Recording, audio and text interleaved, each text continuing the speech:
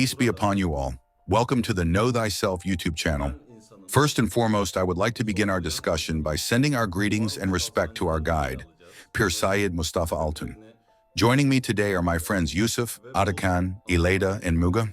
Today we will delve into the existential struggles of the modern, questioning human being. We will discuss the reasons behind these struggles and explore the various schools of thought and ideologies that people cling to in their search for meaning. Additionally, we will examine why ancient teachings and religions seem unable to alleviate the pain of these individuals in our current age. Finally, we will discuss the importance of a guide or mentor in this context. I would like to start our conversation with Yusuf. My first question is for Yusuf. What are the causes of existential struggles? What is the source of humanity's search for meaning? Now, when searching for an answer to this question, I believe it is important to consider the historical processes. From the earliest times, everything was more or less defined in one way or another. For the people of the early ages, every place and everything was filled with gods. This was very clear. As time passed, after 1,000 years, 1,500 years, 2,000 years, we reached the Middle Ages, where God existed, man existed, and the universe existed. When science advanced and the Age of Enlightenment dawned, the universe became seen as a mechanical system, and everything could be explained through reason and science. The key point in all three of these periods is that everything was defined and explainable, but from the second half of the 20th century onward, it's more accurate to call this the postmodern era rather than the modern era. Everything became uncertain. This uncertainty arose because humans could no longer find or define their place and existence. They couldn't establish a firm footing for themselves. All the systems they believed in were turned upside down and collapsed. As a result, people began to doubt their own beliefs. For instance, if I believe that I will be rewarded for something I do, but in the real world, I see that this is not the case, I would naturally begin to doubt that teaching. This is very clear and straightforward. When this happens, people stop being satisfied with traditional answers. They start asking fundamental questions. Why am I here? What is the purpose of this entire organization? Why are we here? What is my purpose in existence? When I stop and think, why is there something instead of nothing? It begins to seem absurd, nonsensical. This is how people start to describe it. Why? Because I can't make sense of it. But somehow I have to categorize it, and this is the only way I can make sense of it. How do I categorize it? I label existence as absurd or meaningless. Now, the God or Allah that I believe in is good, merciful, and loves beauty. But what I see, especially as I mentioned after the 1950s, the second half of the 20th century, mass extinctions, great massacres, and so on, these events don't fit into my understanding of the universe. They don't fit into that framework. This framework remains empty, rigid. At this point, I start questioning God. I don't question my framework. Instead, I start thinking, you are like this. I've defined God as good, merciful, orderly. But I've labeled some things as good and others as bad. And based on that, I've judged God or Allah. As I progress step by step, although the mind doesn't always progress step by step, sometimes it makes leaps. I might conclude that God doesn't exist. Or I might think he has abandoned us, left us to our own devices. And I think that I've reached this conclusion through scientific arguments. But the issue is that science doesn't and can't provide arguments about whether God exists or doesn't exist, whether Allah is or isn't. However, young people today cling to this. There's a tendency in people to believe that if a paradigm is scientific, it is valuable. If it's not scientific, it's worthless. There's a perception that traditional answers are worthless, that they're garbage. And there's a belief that those who hold on to these traditional answers are, in quotation marks, small-minded people. Traditional religious paradigms are struggling to provide answers, or even failing to do so when it comes to questions like, who am I? What is the purpose of the universe? Why are we here?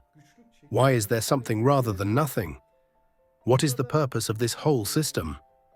The universe is vast and incredibly complex. What is the purpose of all this? The traditional religious paradigm bears a significant part of the blame for this. Is this really what religion is? Is this truly the essence of religion, Or are these just practices that have persisted in society's common understanding? Yes, indeed. There's also the issue of religion being exploited by those in power. This leads to a decrease in people's faith in the institution of religion, and they begin to see it as something hollow. Of course, yes. Thank you for your thoughts. You're welcome. Now, I'd like to ask Atakan a question. Why do religious teachings no longer provide an answer to humanity's search for meaning? After all, the emergence of religious teachings was originally meant to address this very search for meaning in people's lives. Why then do people today turn to alternative paths? Why do they reject religion and sometimes become atheists or deists? Thank you for your question. Let me start by saying this. The ultimate goal of all religious teachings, ancient wisdom, and prophets has always been to guide people towards self-knowledge. However, over time, both governments and official institutions have unfortunately exploited this. They have manipulated people by imposing certain commands as if they were directly from God. This has been the case from ancient times to the present day. For example, after the passing of the Prophet Muhammad, during the caliphate of Hazrat Abu Bakr, false prophets emerged, and it was a very difficult situation to suppress. Many wars were fought as a result. Unfortunately, these so-called teachings, driven by self-interest, led people to become disillusioned with religion because what was being taught was nonsensical and untrue. It was nothing more than fabrications made up to serve the interests of certain individuals. This is where Melamed comes in. It is a path that strips away these falsehoods and guides people towards self-knowledge and truth. But how does one achieve this? This is where the need to connect with a perfect guide comes in. What does the Quran say? Hold firmly to the rope of Allah. The rope of Allah refers to the perfect guide, who represents God. Now, some might say, but there are also imposters and exploiters out there. How do we find the right one? Allah tells us to use our intellect. We must distinguish between right and wrong and strive to follow the right path. Just as blindly, believing in a religion without questioning is taking the easy way out, so too is becoming an atheist without any deeper reflection. So what should we do? We should delve into the details. For example, consider Yunus Emre, Saint Mevlana, and Niyazi Mizri. These are individuals who are renowned worldwide, who have been studied and revered across the globe. They are beloved friends of Allah. Let's take a look at what they have said. What insights have they shared about truth, about Allah? Now let's consider this. Are the words of those who consider themselves Muslims today the same as what these great figures have said? Not at all. We really need to be careful about this. Just as we became atheists through questioning, let's take that questioning a step further. Is the religion being presented to us really a regressive ideology, or is it actually the most progressive way of thinking? For example, one of the biggest misconceptions is the belief that the esteemed Ataturk was an atheist. This idea comes from some of his statements and various historical interpretations, but when we take a closer look, we find that Ataturk was a seeker and was connected to Master Arabashi Ismail. Now, saying this might seem like a big claim, but it's not just a theory or assumption. If you search on Google or consult credible sources, you'll find evidence supporting this. Even foreign researchers, like Greek scholars, have acknowledged this. How could we as Turks, who own this land, not know this about Ataturk? People might say, no. But Ataturk executed religious leaders, he spoke against religion, and he closed down the religious orders. Why did he do this? He did it to curb the influence of those who continued the legacy of the false prophets from the time of Hazrat Abu Bakr, to cleanse the religion of its corrupted elements. Ataturk closed down the religious orders because in the late Ottoman period, he witnessed firsthand the consequences of religion being misused, distorted, and taught incorrectly to the people. He saw how it led to backwardness and other negative outcomes. But in reality, Allah's religion is the most progressive system of thought. Allah is constantly renewing, always in a state of creating. And if we look at the innovations and reforms made by Emir Turk after the establishment of the Republic, we see the clearest example of this. So those who call Ataturk an atheist are wrong. Ataturk was actually much more of a true Muslim than those so-called Muslims. And with that, I'd like to conclude my remarks.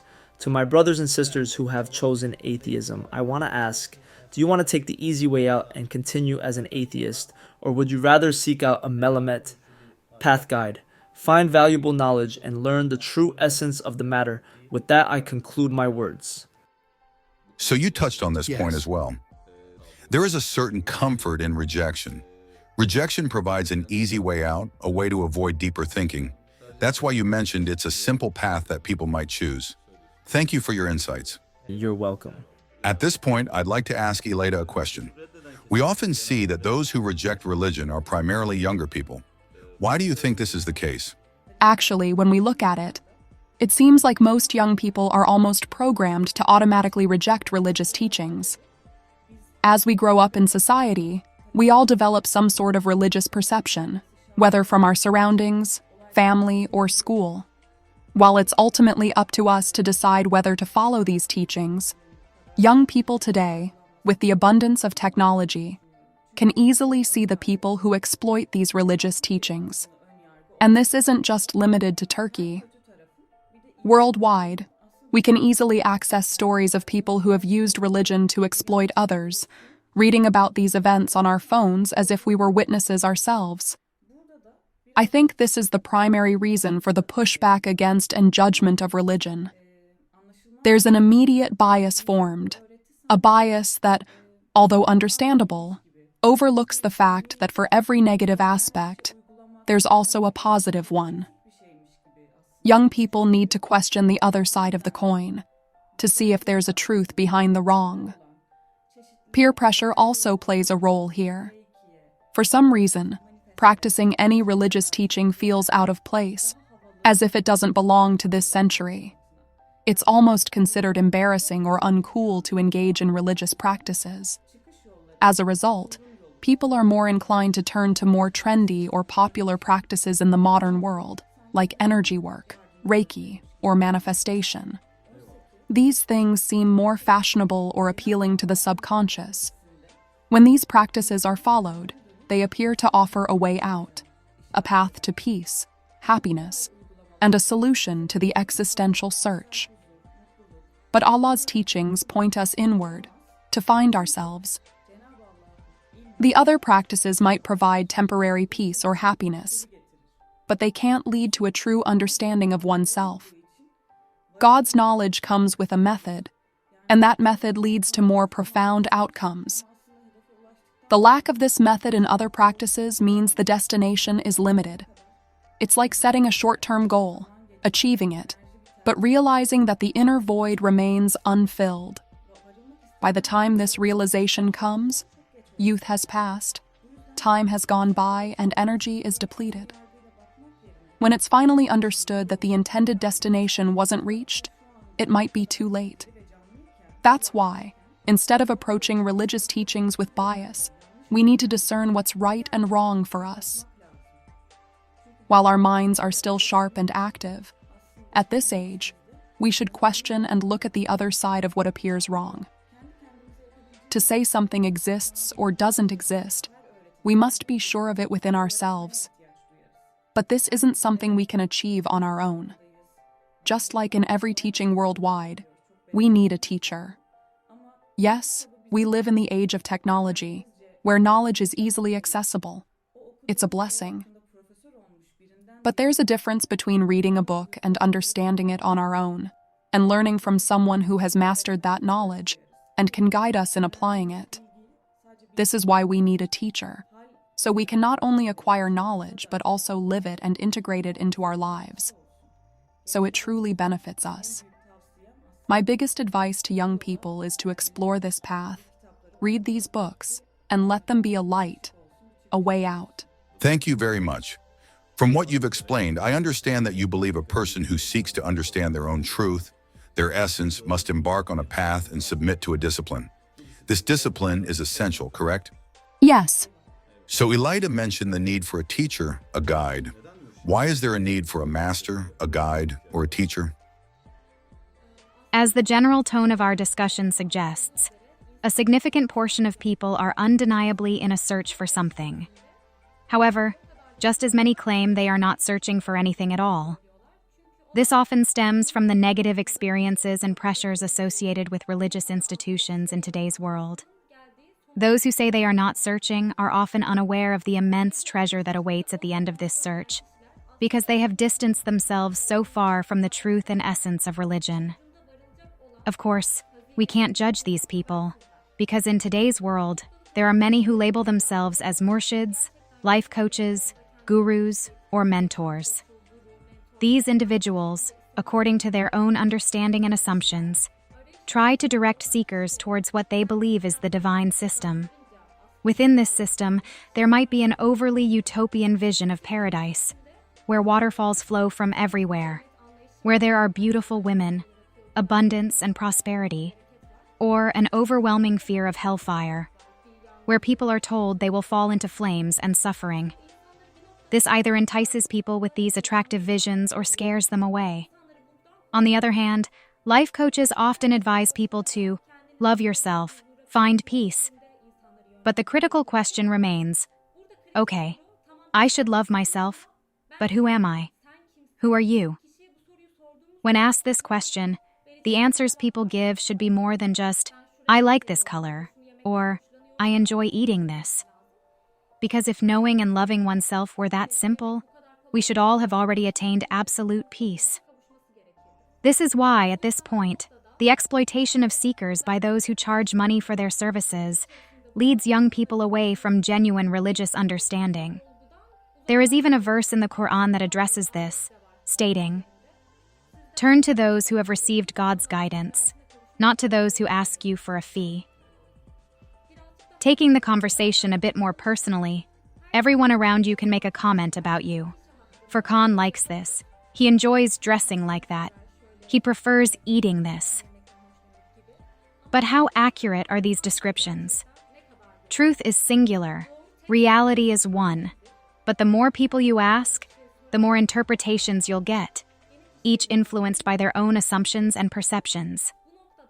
This is where Melamet becomes so crucial, as it represents a pinnacle. Finding a Melamet guide, a perfect human, or a perfect guide is incredibly important because, as the name suggests, a perfect guide is someone who is fully mature and developed. If a person isn't mature, they cannot help others reach maturity. Just as a rotten or unripe fruit can neither bring pleasure nor provide benefit, an immature person cannot offer any true value, and it's unrealistic to expect any benefit from such a person.